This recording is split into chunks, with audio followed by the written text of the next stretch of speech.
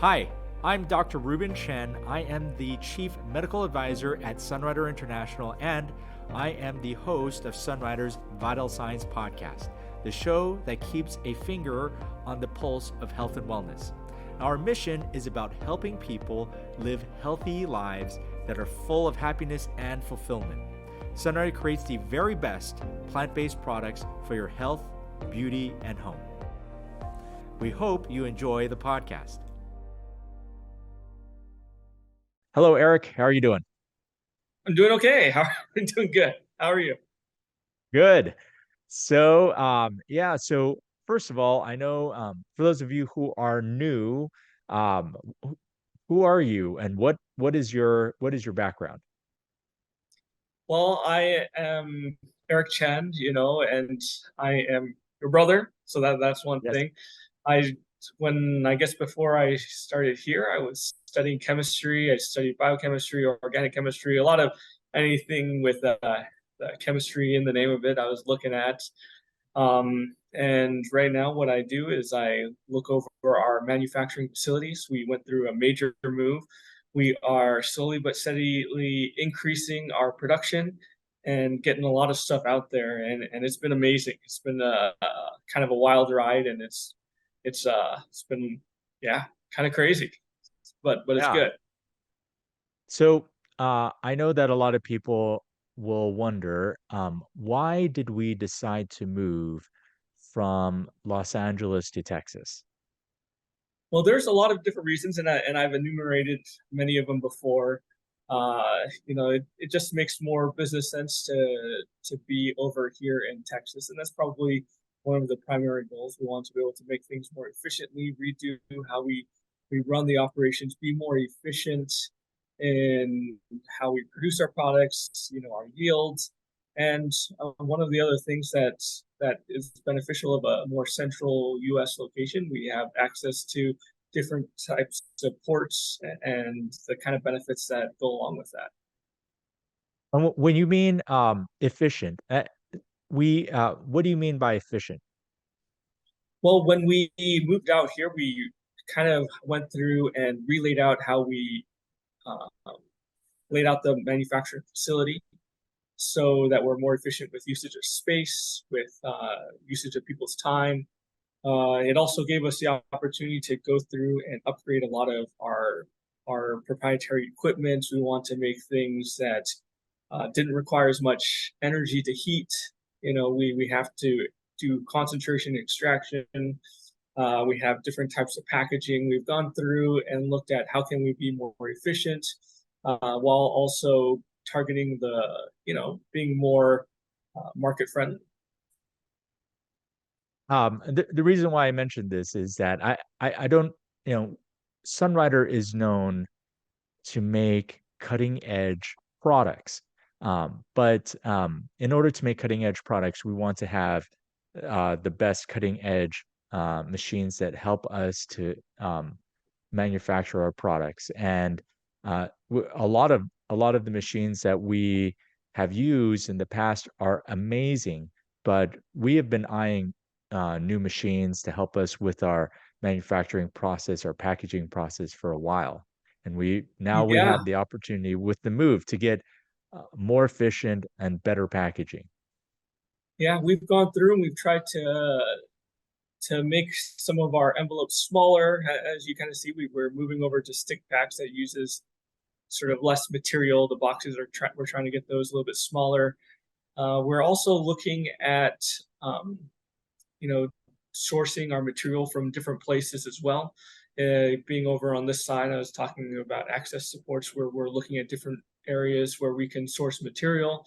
We're trying to also, with the changeover, be more energy efficient in the processing. So everybody knows you are not in some kind of studio. This is actually a lab at Sunrider, where things are done and made in our research and development lab.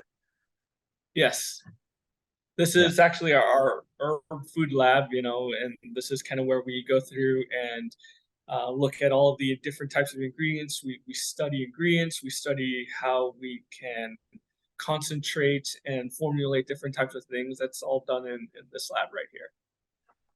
So, with Sunrider, we have a lot of herbs, a lot of natural ingredients. What is the process of us figuring out what kind of ingredients are best to be put into the products, and then how do we find the sources of those ingredients? Well, we go through and we actually go through a lot of rigorous testing. We get samples of every type of ingredient. We look at different types of profiles that of different ingredients, how we want to concentrate, um, what kinds of extracts that we can do, concentration profiles. We look at all of these different things on an individual basis, how they work synergistically together in producing a final product. We also look at a lot of different vendors. We will take multiple samples from different vendors, and you know, I've heard people talk about organic, and yeah, we can do organic things. The problem with trying to get herbs that are all certified organic is a lot of our sources, where we're trying to reach out to smaller vendors, people who do unique types of herbs, or they grow in different places, and the cost of getting that organic certification is quite high, and it's difficult to do that. But we look at the process that they use to manufacture to sort of pick the herbs to make sure that they're all in accordance with our vision of Sunrider. So what is our vision of Sunrider when you are figuring out the best ingredients to bring into our products? Well, when we're looking at our products, it really goes back to the philosophy of regeneration that Dr. Chen has talked about and built Sunrider on. We talk about foods. We want to make sure that we're bringing in the best quality foods. So, we're not just, picking old material. We want to find the best quality of material, be able to dry that, to preserve, to sustain that, preserve that in that food form as we are going through our process. And that's probably one of the biggest things. And then we look at, the multitude of variety of different types of foods that we could put together to create our products. Alpha 20C, we have our quinary, those things are looking at a bunch of different things, how they work together, and in what kinds of ratios that we put them in, and to be able to make, what we have for everybody else. Yeah. Again, and this is, I think, something that's unique here because we're a family-owned company, is that we take all of our own products. So we have a vested interest just personally in having high quality ingredients in everything because we take it, our families take it, all of our products. And we obviously highly recommend our products because we are probably some of the biggest consumers Yeah, of our own products that we make. yeah. My wife was very upset that we're trying to get all the product out, and I told her, I can't bring any of it back home, and she's been kind of upset with me that I'm not bringing it back home. Yeah. Hey, I understand that feeling. So, and when you talk about vendors, where people are always asking, what countries or what farms or where do we get our ingredients from? Is it always like one Well, place, or do we go to different no, we places? get it from a lot of different places. We don't disclose where the farms are, but they do come from all over the world, from Asia, from South America. Some come from Europe side, so they do come from all over. And we look for quality of land, for quality of material that comes out of it, and we try to build long-term relationships with these places. Yeah. And for people who don't know, especially for herbs, the location is also very important because the dirt that it comes from or where it's grown, that'll give the herbs a different kind of nutrient base. So things will act differently when it's combined if say it comes from Washington State versus comes from South America or something like that. Yeah, I mean, you look at different types of fruit. Fruit that comes from oranges from Fiji, oranges from other places. They look different. Apples, pears. They're all different depending on where they're grown. Yeah, definitely. So, as Sunrider is moving forward with our Texas plant, what are some of the visions that we have uh, for Sunrider for our Texas plant moving forward to help with sustainability, to help with trying to make our Earth healthier? Well, one of the things that we're trying to do, I mean, like I said, we're trying to be very energy efficient in how we process, and that goes along with schedule and how we move our products around. We're also looking at different ways to improve our packaging. I know that my sister has talked about, what are different ways that we can reduce packaging sizes while still being getting the consumer everything that they're looking for. We're trying to, and that some of that will require us moving to different form factors, and so all of that's happening in R&D right now. We're looking at different form factors, reduce packaging size while still keeping the same amount of product. Um, there's turning some things from liquids to solids. There's a lot of different things that are on the plate that are happening here in R&D that I am not at liberty to talk about I right know now we've got so until many we're a plans little bit ahead. closer. Yeah. But one of the things that we've been doing, I know with the skincare line, is that we've been looking at different types of um, containers and bottles that use Mm-hmm. a special kind of resin. Can you talk about that? Yeah, so we have looked at various different types of resin. We've looked at bioresin. We've looked at other types of things. One of the ones that we thought we were going to move along with ended up being a larger carbon footprint than what we were leaving behind. And so that stalled out that process while we looked for other sources, something more sustainable and more bio-friendly to the environment. So it's not just, can this material biodegrade, but what goes making it, the total carbon footprint.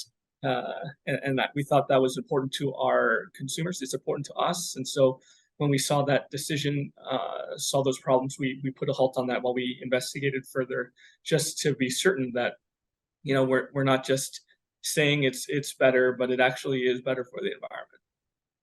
Yeah, actually, that was something that I was surprised on. I mean, the bioresin that we were looking at sounded really great, but they incorporate a lot of energy to even create it. Actually, more than our previous, which is makes you sort of Mm-hmm. wonder some of the claims that people have. But yeah, Yeah, so what? we're not here just to make claims. We're here Right. to really be better for the environment. So we are looking at all of those different things. It was brought to our attention. We thought it was fine, and it could just be that vendor or that source. And so we are reaching out to other sources. We're looking at different things. You know, it's part of the research process. Yeah. And obviously, we're not the packaging that we're using. One of the essential components of our packaging is that it is not only safe to use, but also safe to keep our products inside for however long it needs to be used. And then when you throw it Mhm. away, it's not going to become horrible waste Yes. on the planet. Yeah. Stability is super important. That's very important. Yeah. Yeah, we actually one of the things that we do at Sunrider with stability testing is we actually have to not only test the stability of our product, but test our product inside the packaging to see how it helps protect our product, which I think is pretty unique. Yeah. Yeah, that's what we do with everything that's coming through right now. Yeah, so stability is a big deal. Um, what are some other things that are planned for Texas plant? And I know everybody is mostly wondering like how are operations going and things going with production at Texas I plant. mean, operations are definitely top priority. We are looking at operation wise how to be more efficient with with what we have here, and there's a lot of different moving parts, and things have been going really well on that aspect. There's still hurdles to jump, but we are able to do that. We're looking, not for one shift. We're looking for that second shift of people. We're also looking at yeah, I mean, in terms of operation wise, that's probably the major focus that we're doing. And then the other thing that we are doing is all of the research and development, products, packaging, all of this is still ongoing, so that when we have the capacity to introduce more new products, we're going to be able to move right into that. So we're nonstop over here in the R&D labs. I've actually had to kick out a bunch of people just a second ago because they're raring to get back to some more formulation. Yeah. I know it's a busy place, so nobody is sitting on their hands, that's for sure. Yeah. So, eh, as we are getting everything ramped up at TXP, what are some things that, especially to our independent business owners and our customers, what is the message that you want to really push forward with as we are getting things ramped up and products are getting out there? Well, I want people to know that we're working as hard as we can, but the other thing that we're trying to do is we want to improve our quality now that we're here. We want our products to be even better than they were before. And there is a learning process. We are improving, and just to talk with the managers, let support them. They're trying to support all of the field. Let them know concerns. We're here to really serve all of our IBOs, our ABOs, our business associates, our customers. We're here to support them in all that we can do. Yeah, and part of that is obviously our staff at Texas plant. They have been working tirelessly to get up to speed on some of the new machines and being able to work with some new processes. I think we have been training. I think over 90% of our staff in TXP has been new, and we have been working really hard to get them up to speed to create the same products at a higher quality at TXP. Yes, yeah, that's exactly what we're trying to do. Yeah, it's been a process. Okay, well, I don't want to take up too much more of your time. Real quick, so that I know that people are going to be asking. So we're in the R&D department. What kind can we talk about anything new in R&D, or is this something that we have to look forward to at our upcoming conventions? I think these things, I've been known to say too much. So we're probably going to have to let marketing decide what they want to talk about, because uh, there are things that we're planning out pretty soon. There are things that are a little bit further away. I'm gonna let them talk about it. Yeah. They'll be excited. But needless to say, we have some new products on that are going to be coming out, and they're in all ranges of our product lines.